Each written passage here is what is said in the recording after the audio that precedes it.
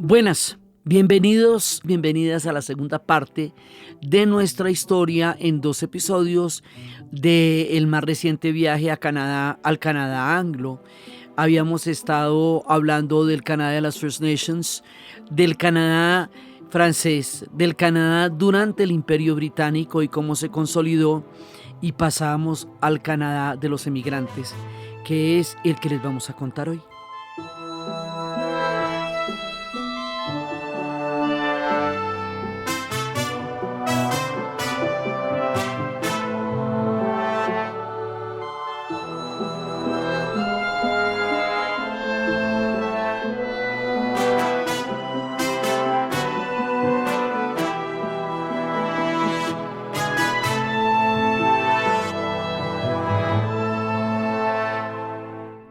Entonces, ese Canadá emigrante viene como el pulso de todos los conflictos del planeta, porque viene de la hambruna de los irlandeses, viene de las guerras mundiales en las cuales participó también Canadá, y que habíamos hablado la vez pasada de la batalla de Ypres, donde se utilizó por primera vez el gas mostaza en las trincheras. Murió todo el destacamento canadiense, pero las flores sobrevivieron, las amapolas rojitas. Por eso es que cuando se conmemora la batalla de Ypres, cada año se ponen las flores en la solapa, las poppy flowers, para recordar la batalla de Ypres. Ese destacamento era fundamentalmente anglo, porque era el Canadá que pertenecía al Imperio Británico y que peleaba en la Primera Guerra Mundial y que murió totalmente a manos de la primera detonación de gas mostaza en las trincheras.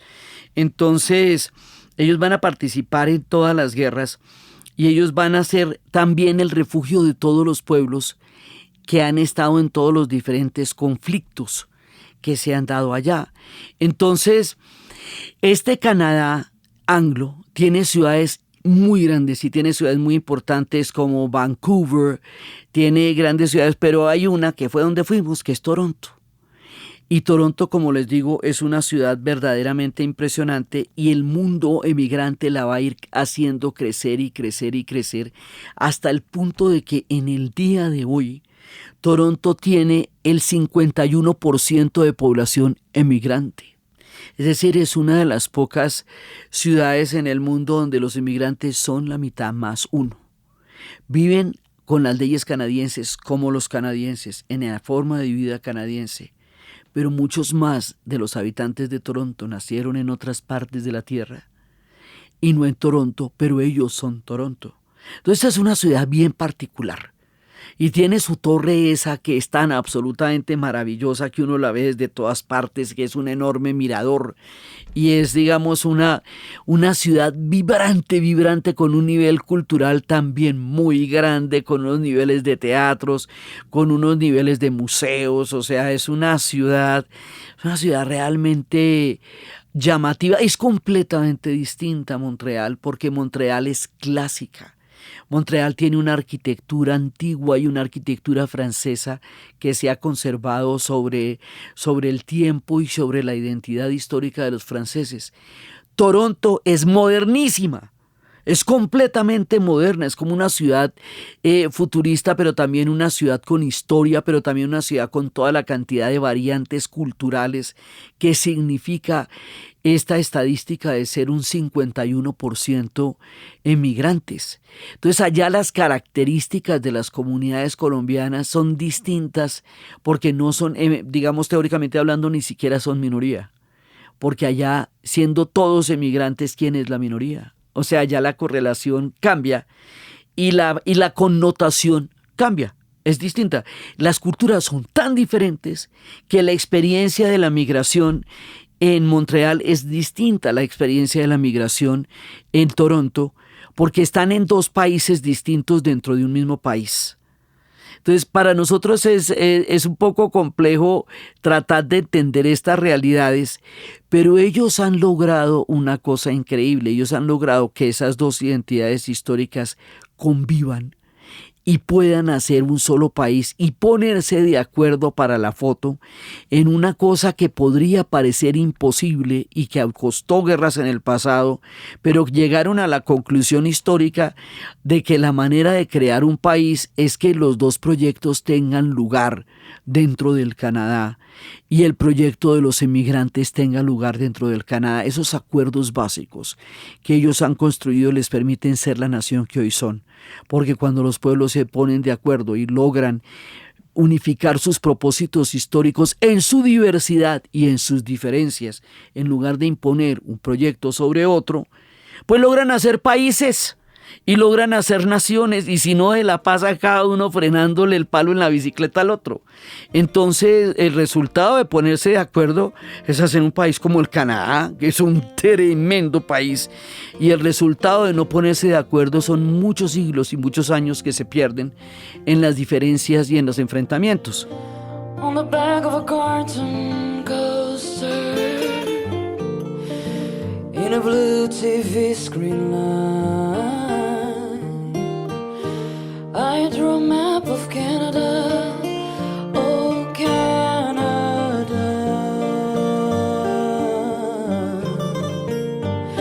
with your face sketched on it twice. You're in my blood like holy wine. You taste so bitter and so sweet. Oh, I could drink a case of you, darling, and I would still be on my feet. I would still be on my feet. Entonces, allá van llegando todos los emigrantes. Durante la posguerra van llegando de Italia, de Grecia, y van llegando comunidades rurales huyendo de la guerra, de la pobreza, de lo que huyen las migraciones. Las migraciones se hacen fundamentalmente por las guerras, por la pobreza y por la búsqueda de la felicidad que vimos que estaba incluida como uno de los derechos fundamentales en la Constitución de los Estados Unidos. Entonces resulta que como ellos son declarados en 1971 un país multicultural, y es el primer país que se declara multicultural en el mundo. Eso quiere decir que ellos aceptan a todas las personas de todas las raíces de la tierra, y que las personas que llegan no tienen que disolver sus identidades para formar parte del Canadá, sino que sus identidades van a enriquecer el Canadá. Y esa es una diferencia muy grande. Los acentos no son vistos con sospecha, son vistos con riqueza de la multiculturalidad, y eso es una cosa muy distinta.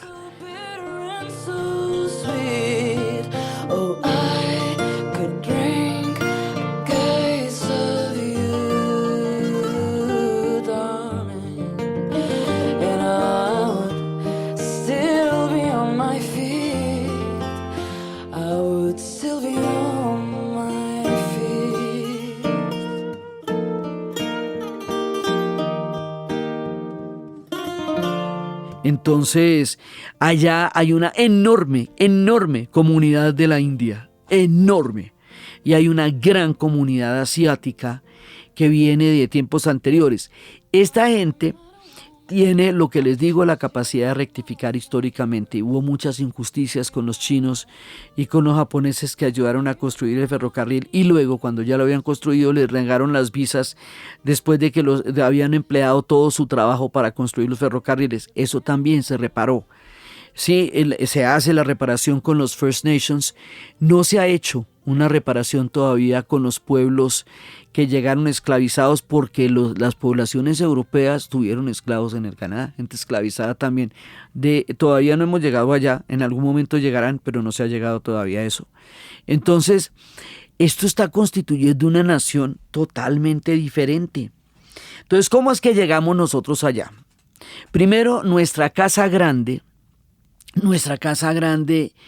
se crea con el proceso mediante el cual no nos podíamos independizar del Imperio Español uno por uno, Eso, ¿qué fue lo que se intentó en el movimiento de juntas cuando España quedó fracturada por la invasión napoleónica y la corona quedó bajo el dominio de Napoleón y el hermano? Entonces se rompió nuestro vínculo con España, que era la corona, y de ahí en adelante nosotros replicamos el movimiento de juntas, pero estos movimientos de juntas tenían planteamientos muy distintos entre sí y frente a la corona.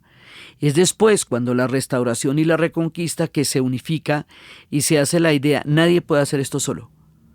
Así que todo el proceso de las independencias y todas las batallas que se hicieron en todo, tanto en el norte como en el sur, tanto con Bolívar como con San Martín, todo eso va a hacer que nosotros terminemos siendo una cultura que tiene una gran cantidad de similitudes, porque somos hijos del mismo parto. Entonces nosotros, cuando nos unimos todos para independizarnos del Imperio Español, cuando tomamos la decisión de que el español va a ser el idioma que se va a hablar en lo que serían 23 naciones, ese cuento no lo cree nadie, pero sí, todos hablamos español. Cuando se toma la decisión de que la religión va a ser católica, porque entre nosotros no hubo reforma, porque América Latina, a pesar de lo mucho que lo intentaron, no entraron los ingleses. Entonces resulta que todas estas condiciones históricas van a ser una casa grande. Y esa casa grande, que era lo que decíamos en la conferencia, nos autoriza para abordar a cualquier latinoamericano en cualquier parte del mundo sin ningún tipo de preámbulo y ponernos a conversar. Eso nos permite hacer así. Yo no sé si otras culturas de la tierra tienen esa licencia para charlarse como nosotros tenemos. Yo en el avión iba con una persona que me preguntó si podía conectar su cargador en el puerto del asiento donde yo estaba. Yo lo miré y le pregunté, él me lo preguntó en inglés. Yo le pregunté de dónde era. Él me dijo que era argentino. Yo le dije que yo era colombiana. Luego hablamos 4 horas. ¿Qué es lo que uno hace cuando el otro es argentino y uno es colombiano? Pues habla 4 horas. Entonces, él me decía: es que a mí me gusta hablar mucho. Yo le decía: a mí también. Entonces, resulta que es que esa cercanía, esa familiaridad, ese derecho a poder abordar al otro, ese sentir que hay una gran cantidad de cosas que tú conoces de una persona por el hecho de ser latinoamericano, forma entre nosotros esa idea de la casa grande. Alguna vez estábamos hablando de cómo existía un manual de fundaciones de ciudades de Indias y todas fueron fundadas con el mismo criterio, pues del damero, de la plaza, de las esquinas y todo. Todas las ciudades latinoamericanas pues están trazadas de la misma manera, lo que hace que cinematográficamente todas las películas latinoamericanas parezcan filmadas en la misma ciudad. Y tenemos una gran cantidad de gastronomías comunes que se llaman de diferente manera, pero que es exactamente lo mismo. Entonces, esta casa grande que se ha venido construyendo en estos últimos 200 años se va a trasladar a Canadá en una medida importante. ¿Por qué se va nuestra casa grande a la casa de Canadá? Porque empiezan las dictaduras en los años 70. Cuando empiezan las dictaduras en Chile, en Argentina, en Uruguay, en Paraguay y en el Brasil.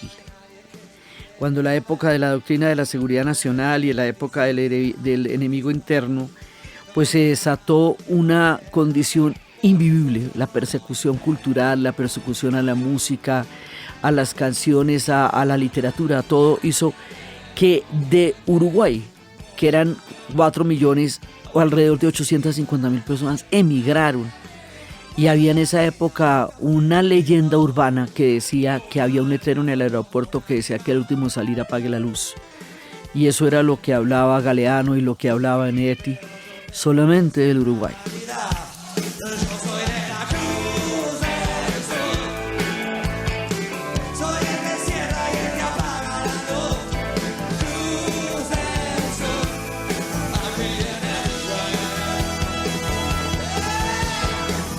Así, fueron ríos completos de gente huyendo del Cono Sur, que fue los que contaron y trajeron su música por todo el continente y llegaron a Canadá.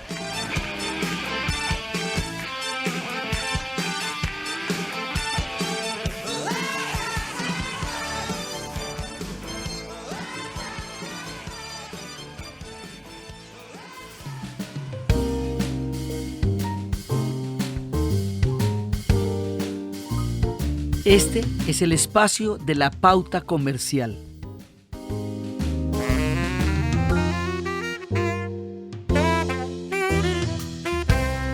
Este programa viene a ustedes gracias al patrocinio de los Patreons.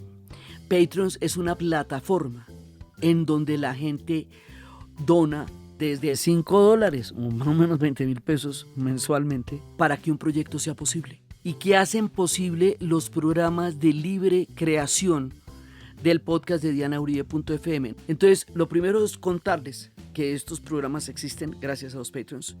Lo segundo es invitarlos a que continúen ayudándonos, a que las personas que todavía no saben que esta posibilidad existe se unan y nos ayuden y nos colaboren.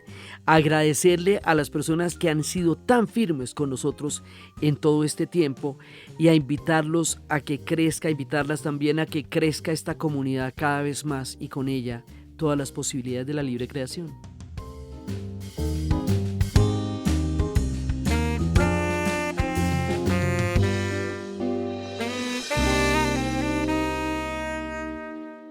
Luego vienen las guerras de Centroamérica en los 80s.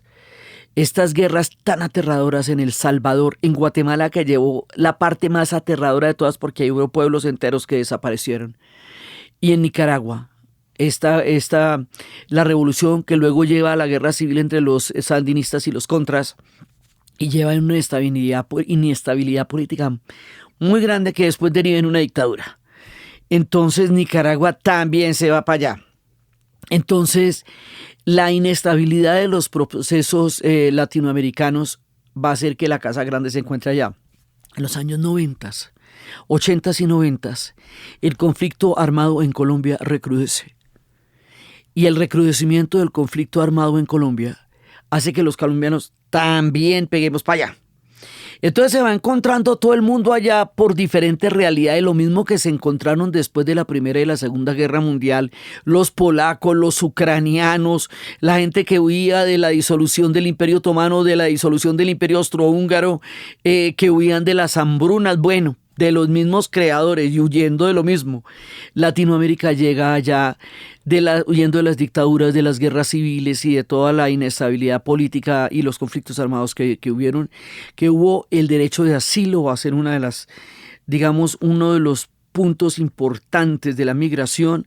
El otro punto muy importante es la migración por puntos, cuando empiezan a establecer el sistema de puntos que hace que haya un recibimiento de trabajo especializado según las necesidades del Canadá. Entonces, si Canadá necesita más ingenieros, hay más puntos si usted es ingeniero. Si Canadá necesita poblar una zona, hay más puntos si usted va para esa zona. Por eso hay gente en Winnipeg. Sí, por eso la gente no solamente está en Toronto ni en Montreal, sino que también está en todo el resto de Canadá, porque hay una distribución por puntaje según las necesidades que el Canadá va teniendo de incrementar la migración aquí o allá. Entonces eso hace que en todas partes esté todo el mundo, en lo que se puede habitar del Canadá. Acuérdense que ellos tienen una franja más o menos por encima de los Estados Unidos y más o menos hasta ahí van, porque una muy buena parte del país no es habitable, por lo menos no en términos de migración, porque está congelada todo el año. Miren el mapa hasta dónde van ellos. Es que donde ellos terminan ya estamos en el Ártico, ya ahí nos encontramos con el polo, ya no hay techo, ya no hay más allá. Sí, ahí se acabó. Entonces miren qué tanto es habitable del Canadá. Entonces todo este sistema migratorio tiene que estar en lugares donde sea posible una migración. Entonces por eso es que va a llegar todo este montón de gente y se van a encontrar, o sea, la Casa Grande, todos nosotros nos vamos a encontrar en una enorme cantidad de minorías de gente de la India, de gente de Malasia, de gente de Japón, de gente de todas partes, y eso va a dar una sociedad súper interesante que es la multiculturalidad, que en la ciudad de Toronto pues nos lleva a que el 51% de la población ya sea inmigrante. Es decir, una cultura nueva y diferente, con todas las identidades de todas las culturas, que les estoy contando es la que se encuentra en Canadá. Entonces en Canadá la gente va, pues los latinoamericanos en términos generales, por el asilo o por los sistemas de puntos, sistemas especializados. Hay mucha gente allá también en trabajos súper especializados, con alto nivel técnico y con alto nivel profesional, que precisamente por su expertise profesional fue llevada ya en condiciones de migración. Entonces es una gente, digamos, de mucha valía y de mucha preparación la que está allá también. Entonces son una cantidad de comunidades y son los mismos. Entonces tenemos el mismo sentido de la familia. Digamos, nos reconocemos en la casa grande, que significa los latinoamericanos en Canadá, y nos reconocemos en los colombianos en Canadá. Y todo el tema de las familias y de la nostalgia, de lo que estuvimos hablando tanto cuando estábamos hablando de nuestros encuentros en Montreal, y todas estas historias de todos los amigos que llevan allá 26 años. Me encontré con muchos amigos que no había visto en décadas y que me estaban esperando. Y en los lazos familiares después fui a Montreal a unir muchísimo más todavía de la experiencia que había tenido en Montreal, de nuevo, pero ya con mis hijos, estableciendo lazos con mi familia de allá, de manera que quedamos en una conexión mucho más íntima, mucho más profunda. Y tengo una familia del alma en Canadá y me encontré con todos los amigos porque pues allá está todo el mundo. Entonces uno va y se los encuentra. Entonces, esta parte de ir a hablar, de escuchar las historias de las migraciones, de hablar con ellos, de establecer estas historias de cómo fue que llegaron allá, de encontrarnos con Planeta Juan, que siempre somos viajeros paralelos, transversales, y nos vamos encontrando en el tiempo, y él siempre nos ayuda y siempre está con nosotros. Digamos, esta comunidad que existe allá, que sigue siendo una nueva forma de la patria grande en este país que tiene una historia tan única y tan particular.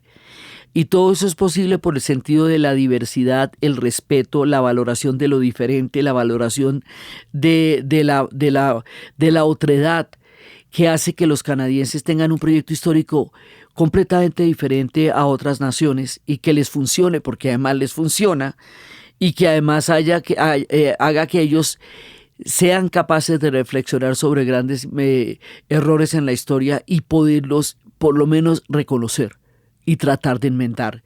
Que en épocas de tantos discursos de odio y de tantos discursos de desconocimiento del otro, esta vocación del Canadá de reconocer sus errores en la historia, de reconocer al otro y de buscar formas de acercarse a una reparación es particularmente importante en esta época tan polarizada de la historia en la que nosotros estamos, donde parece imposible el diálogo con el otro y con el diferente. Canadá nos lleva una ventaja de mucho tiempo porque ellos ya pasaron por ahí hace rato y aprendieron que juntándose para la foto se pueden hacer países y se pueden salir adelante y se pueden hacer proyectos históricos maravillosos. Lo que habíamos hablado la vez pasada de la Revolución Tranquila, de cómo hicieron una revolución tan importante a nivel de la cultura quebecoa en el corazón del Canadá sin romper el país y sin entrar en una confrontación violenta, y eran dos proyectos completamente diferentes. La Revolución Tranquila, que es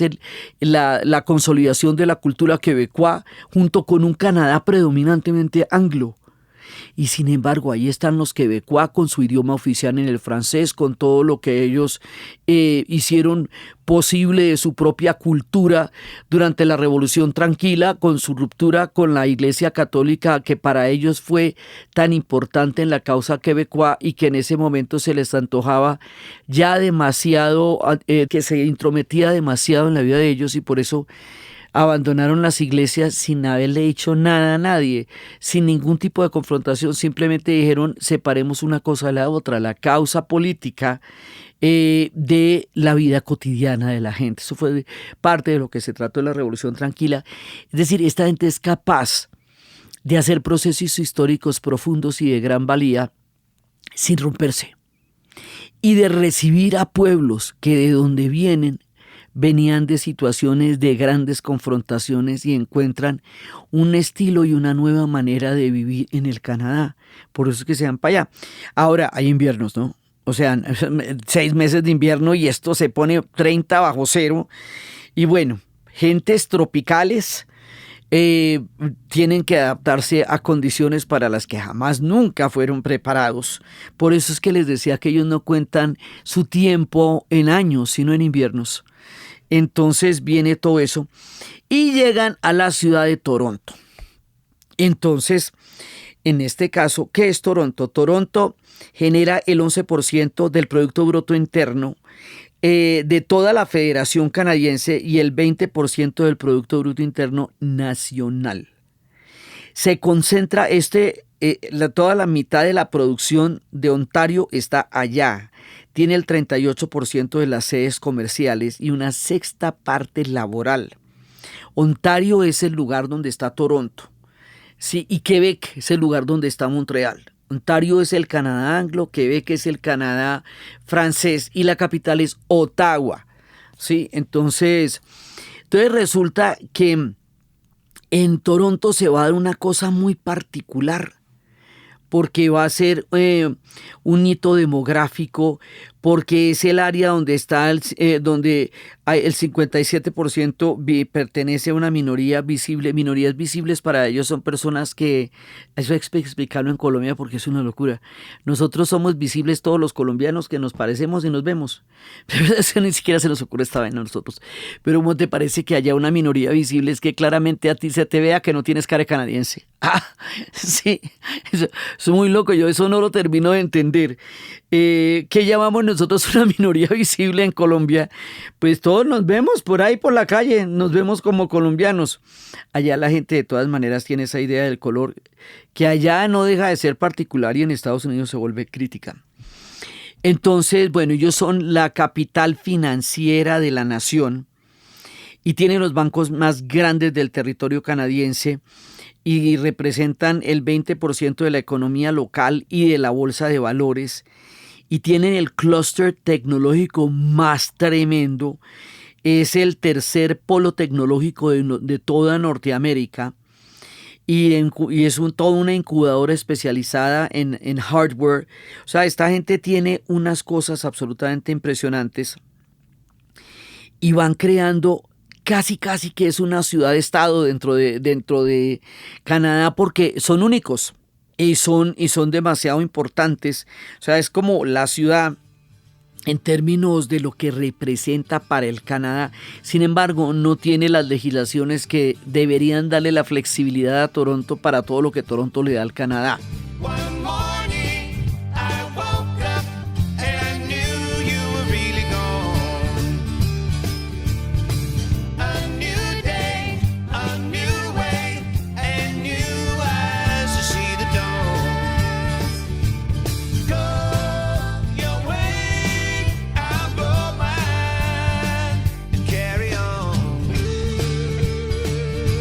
Entonces, y claro, esto es una ciudad frenética, acelerada, como Wall Street, frente al ritmo, digamos, totalmente distinto que tiene Montreal. Montreal tiene otro ritmo, Montreal tiene otro swing. Esta gente, pues, es una ciudad frenética. ¿Quiénes vienen de allá? De allá viene Neil Young, de allá viene Jim Carrey, de allá viene Mike Myers, de allá viene Alanis Morissette, de allá viene Keanu Reeves. Neil Young es uno de los grandes cantantes folk de toda la era de la contracultura que formó parte con un grupo que se llama Crosby, Stills, Nash & Young, de la canción protesta y de la canción folk, y él tiene su propia carrera de solista y es uno de los grandes trovadores de la historia.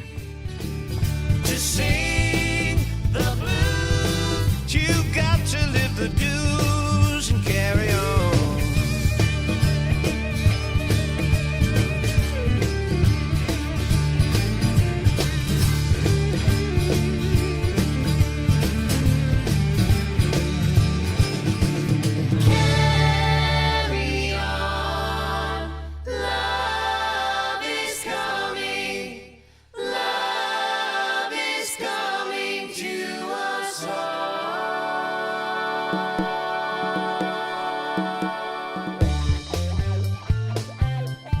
Cada uno de ellos son unos super mega artistas, entonces ellos artísticamente dan una producción muy importante, musicalmente hablando es una gente de altísima dureza y todos estos vienen de Toronto.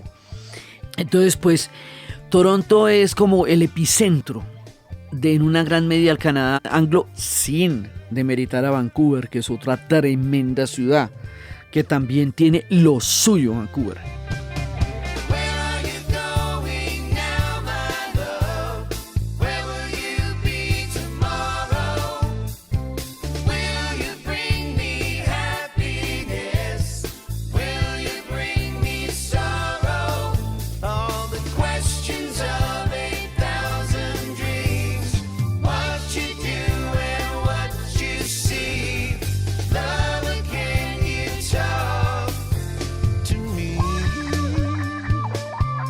Entonces, estos son dos Canadás.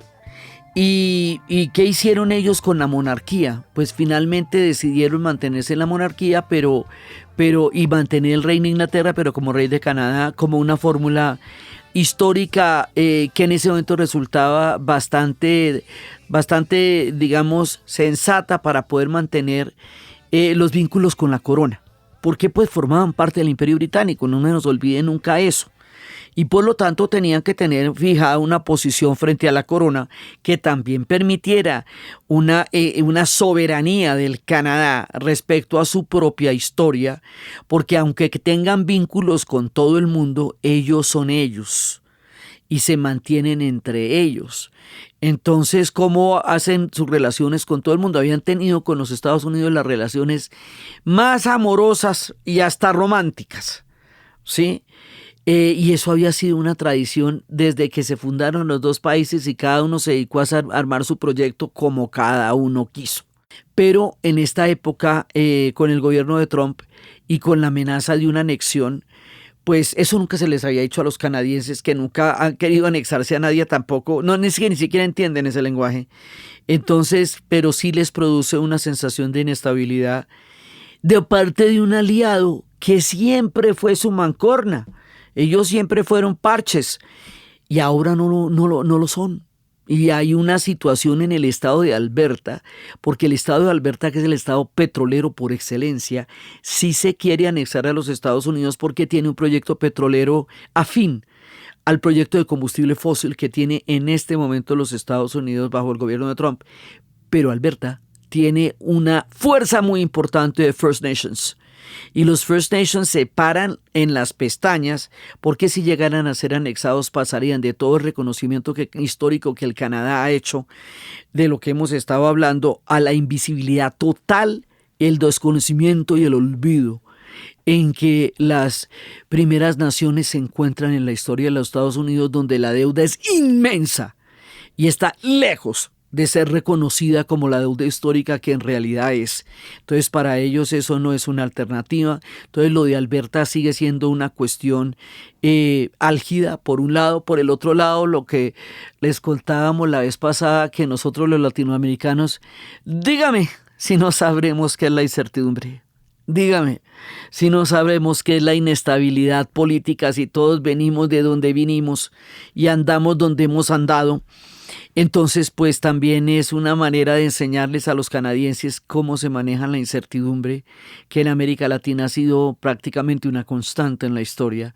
Entonces, este encuentro es absolutamente interesante porque se cruzan todas las historias, todas las culturas, porque lo vemos desde nosotros mismos, desde nuestros compatriotas, desde nuestras diásporas, desde las diásporas latinoamericanas, pero también desde una multiculturalidad thai, de todas las diferentes partes del Asia, desde el Pacífico, desde Chinatown, que es una experiencia muy bonita ir a Chinatown en Toronto, porque pues eso es Chinatown, o sea, la Chinatown de Montreal es más pequeña, la de Toronto es más grande, y allá uno ve, digamos, la fuerza de la migración china está allá, y la gastronomía, que sigue siendo maravillosa, y esa relación tan estrecha que tienen con los Estados Unidos, en donde comparten ligas deportivas, en donde comparten una gran cantidad de cosas culturales y están metidos dentro del mapa de los Estados Unidos. Miren dónde queda Toronto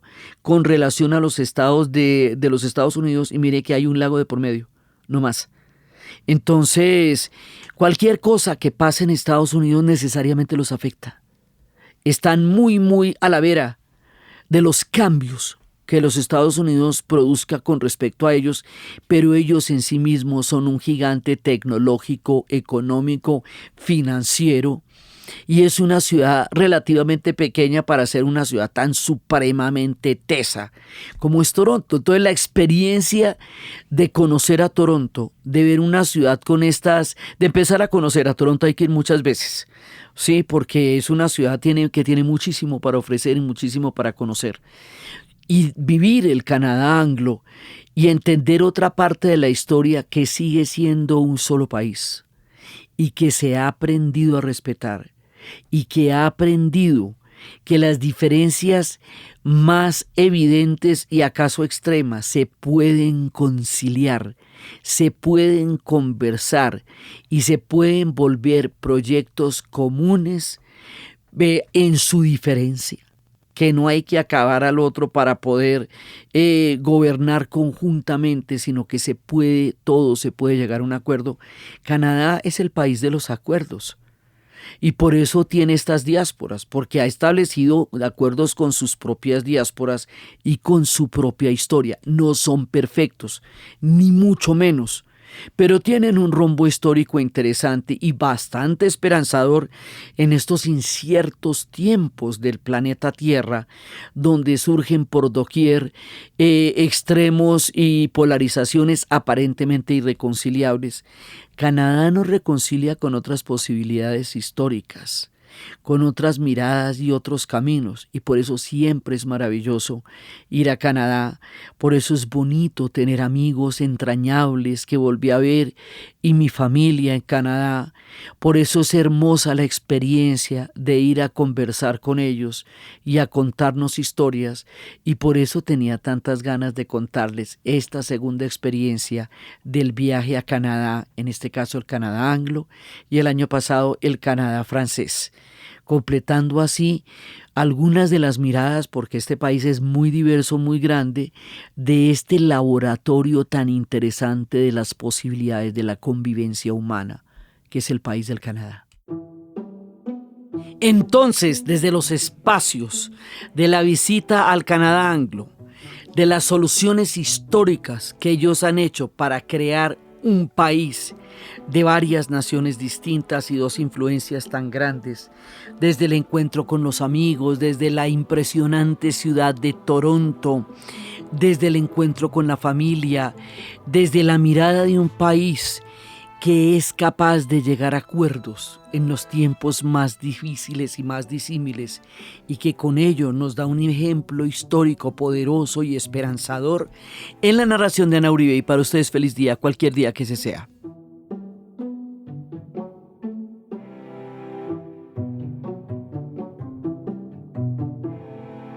Agradecimientos a Andrés González, a Carlos González y a todo el equipo de organización y producción que hizo posible este segundo capítulo de Historias y Vidas en el Canadá, muy especialmente por hacer posible esta poderosa experiencia.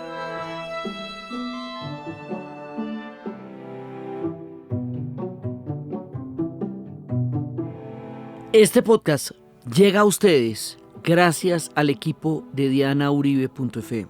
Diana Uribe, Diana Suárez, Milena Beltrán, Alexandra Acevedo, Arturo Jiménez y Daniel Mesa.